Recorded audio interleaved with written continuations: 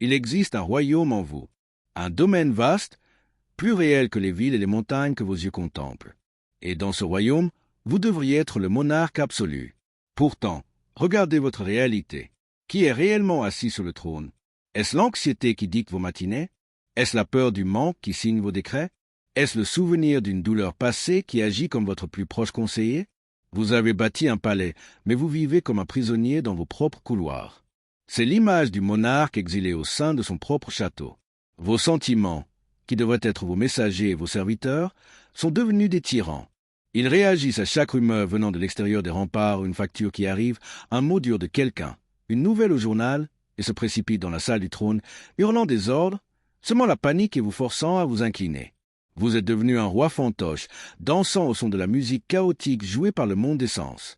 La douleur de cela n'est pas seulement la tristesse ou la peur. C'est l'humiliation spirituelle de savoir que vous êtes l'héritier d'un pouvoir infini, mais que vous vivez comme l'esclave de réactions chimiques dans votre corps. C'est l'épuisement de mener une guerre civile quotidienne où chaque partie de vous semble être en conflit. Vous essayez de penser positivement, mais c'est comme murmurer des mots de paix au milieu d'une rébellion en plein essor. Mais je vous le dis, la rébellion ne dure que tant que le véritable souverain croit les rebelles plus forts que lui. Aujourd'hui, vous n'apprendrez pas à combattre vos sentiments. Vous apprendrez à leur rappeler qui détient le véritable pouvoir derrière le trône. L'insurrection prend fin maintenant. On vous a enseigné, depuis le berceau, un mensonge fondamental qui est devenu la fondation de votre prison. Ce mensonge est le suivant. Je ressens ceci parce que cela se produit. Je me sens pauvre parce que mon compte en banque est bas. Je me sens seul parce que personne m'a appelé.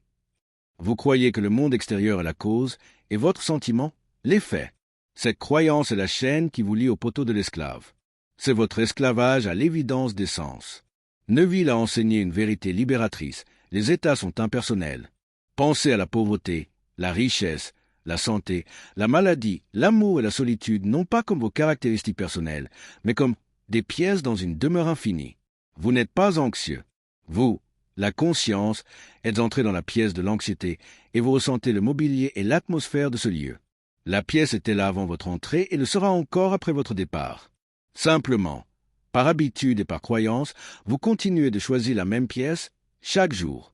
Votre sentiment n'est pas un rapport factuel sur le monde, c'est un rapport factuel sur l'état, la pièce, que vous occupez intérieurement.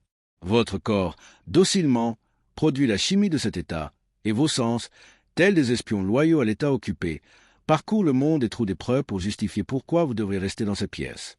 Ils rapportent les factures, le silence du téléphone, le visage renfrogné, tout pour vous maintenir convaincu que cette pièce est l'unique réalité. Alors, voici la question qui brise le paradigme et fait voler en éclats les chaînes. Et si votre sentiment de manque n'était pas la preuve que votre compte est vide, mais bien la cause pour laquelle il le reste? Si les états ne sont que des pièces, alors il doit exister un moyen de quitter l'une pour entrer dans une autre. Ce moyen n'est pas une lutte, c'est un acte de souveraineté. La clé maîtresse de cette transition est la loi de l'Assomption. Assumer, ce n'est pas espérer, souhaiter ou faire semblant. Assumer est un décret royal. C'est votre décision, en tant que monarque de votre monde, de déménager dans une nouvelle pièce de la conscience et de ressentir la réalité depuis cet endroit. Pourquoi cela fonctionne-t-il? Parce que votre imagination est le seul pouvoir opérant. Ce que vous ressentez et croyez être vrai dans votre imagination, le monde 3D n'a d'autre choix que de le refléter. Le sentiment est la graine, et le monde est le sol. Jusqu'à présent, vous avez laissé des vents aléatoires, le monde extérieur, jeter des graines de mauvaises herbes dans votre sol. La loi de l'Assomption est l'acte par lequel vous choisissez délibérément la graine que vous souhaitez planter. Comment utiliser cette clé? Premièrement, décidez clairement quelle pièce ou état vous souhaitez occuper. Pas « je veux plus d'argent », mais « je suis la conscience de l'abondance ».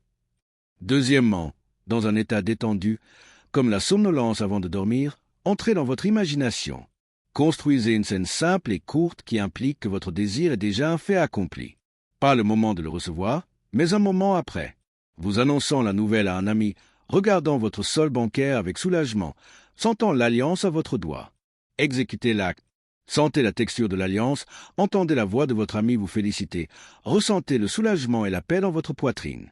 Rendez cette scène imaginaire si réelle, si sensorielle, qu'elle éveille en vous le sentiment du désir accompli. Demeurez dans ce sentiment jusqu'à ce qu'il devienne votre disposition naturelle. Cet acte, en silence et seul, est votre sceptre royal. C'est l'ordre qui fait plier tout votre royaume, intérieur et extérieur. Si vous sentez le poids de cette clé dans votre main et que vous êtes prêt à l'utiliser non comme un suppliant, mais comme un souverain, déclarez votre engagement. Commentez « Je prends le commandement » pour sceller votre décision et abonnez-vous, car les prochaines étapes de ce voyage sont cruciales.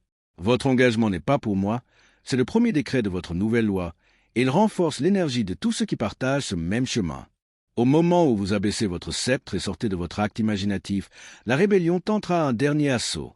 Le monde 3D, votre César, viendra à vous avec ses preuves. La lettre de relance arrivera. La personne que vous aimez n'appellera toujours pas. Vos yeux et vos oreilles, encore loyaux à l'ancien roi, crieront « Trahison !» Rien n'a changé. Retournez dans la pièce du manque. C'est l'épreuve du feu. Ici, vous ne combattez pas. Combattre valide la rébellion comme un pouvoir réel. Au lieu de cela, vous déployez le bouclier de la neutralité divine. Vous regardez les preuves de César et vous les voyez pour ce qu'elles sont, les ombres d'un monde défunt. Ce sont les échos de votre ancien état de conscience, des fantômes sans pouvoir qui tardent à se dissiper dans la lumière de votre nouveau décret. Comment utiliser ce bouclier en pratique? Lorsque la preuve contraire apparaît, ne la niez pas, ne la craignez pas. Regardez-la et dites intérieurement « Ceci appartient au vieil homme. C'est un écho de l'état que j'ai abandonné. Ma réalité est celle que j'ai décrétée dans mon imagination. » Traitez l'évidence de vos sens avec une indifférence divine, comme un roi qui entend les lamentations d'un messager sur une bataille qu'il s'est déjà gagnée. Rappelez-vous, votre loyauté n'est pas envers ce que vos yeux voient, mais envers ce que votre imagination a ressenti comme réel. Le monde 3D est un miroir avec un léger décalage. Il lui faut un instant pour refléter le nouveau visage que vous lui avez présenté dans votre imagination. Restez fidèle à votre trône intérieur et le royaume extérieur finira inévitablement par s'y conformer. Maintenant que vous avez la clé et le bouclier, vient l'acte final de maîtrise, vivre silencieusement depuis la fin. C'est plus qu'un acte imaginatif de 5 minutes le soir. C'est un changement subtil mais total de votre disposition intérieure pendant la journée. C'est la différence entre un prisonnier qui pense à la liberté et un homme libre qui pense depuis la liberté. Le prisonnier pense à comment sera le monde extérieur. L'homme libre pense à ce qu'il a à faire aujourd'hui, chez lui. Distinguer penser à deux, penser depuis, est crucial. Penser à votre désir vous en maintient séparé. Vous êtes dans la pièce du manque, regardant par la fenêtre la pièce de l'abondance. Penser depuis votre désir signifie que vous avez déjà déménagé. Vous êtes dans la pièce de l'abondance, et vos pensées concernent maintenant la gestion de cette abondance. Vos préoccupations sont différentes. Vous marchez différemment. Vous respirez différemment. Faisons un petit exercice, maintenant. Fermez les yeux un instant. Assumez le sentiment de votre désir accompli. Ressentez la paix, la gratitude, la sécurité. Maintenant, depuis ce sentiment, regardez votre journée. Comment répondriez-vous à cet email? Avec quel ton de voix parleriez-vous au téléphone? Avec quelle quiétude marcheriez-vous dans la rue? Sentez le changement. Ce n'est pas un masque que vous portez, c'est votre vraie peau que vous autorisez enfin à respirer. C'est cela, l'incarnation silencieuse. Ceci est le sabbat, le repos. Vous n'essayez plus de faire arriver quelque chose, vous vivez dans la conviction sereine que c'est accompli. Le roi ne s'efforce pas d'être roi, il l'est, tout simplement. Et parce qu'il l'est, son royaume reflète sa majesté. Vivez depuis votre désir accompli, et le monde n'aura d'autre choix que de se réorganiser autour de votre nouvelle identité. Vous avez traversé le feu. Vous avez appris à distinguer la vérité de votre conscience des faits du monde.